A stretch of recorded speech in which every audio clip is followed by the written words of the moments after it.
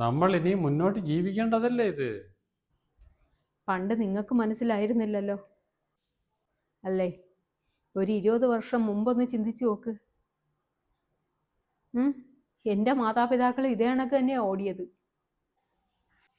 ഇതെല്ലാം എനിക്ക് മനസ്സിലായി. പക്ഷെ എന്തുകൊണ്ടാണെന്നറിയാം ഞാൻ പറയാതിരുന്നത്. നിങ്ങൾ ആ വിഷമത്തിൽ വരട്ടെ, അപ്പം നിങ്ങൾക്ക് മനസ്സിലാവുമല്ലോ. അങ്ങനെ ഒരു ദിവസം നിങ്ങൾ എന്നോട് ചോദിക്കുമല്ലോ, അപ്പോഴത് മറുപടി പറയാം എന്ന് വിചാരിച്ചാ.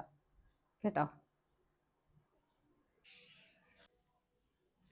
ഈ കുഞ്ഞിൻ്റെ വാപ്പായും ഉമ്മായും അത് മനസ്സിലാക്കണമെങ്കിൽ നമ്മളുടെ ഇതേ സിറ്റുവേഷനിൽ അവരെത്തണം.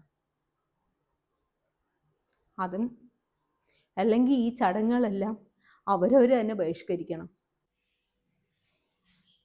കൊടുക്കുന്നവർ കൊടുക്കട്ടെ, ഇല്ലാത്തവരും കൂടെ ചടങ്ങിൻ്റെ പേരിലാക്കരുത്. കൊടുക്കാനുള്ളവർ അവരെ മക്കൾക്ക് എന്ത് വേണമെങ്കിലും കൊടുക്കട്ടെ. അതൊരു മാമൂലാണ്, ഒരു ചടങ്ങാണ് എന്നുള്ള രീതിയിൽ എല്ലാവരും കൊണ്ടുവരുമ്പോൾ മാത്രമേ ഇതൊരു പ്രശ്നമായി മാറത്തുള്ളൂ. എന്തായാലും ഇനിയിപ്പോൾ അവർ പറഞ്ഞേക്കെ ഒപ്പിക്കാൻ നോക്ക്.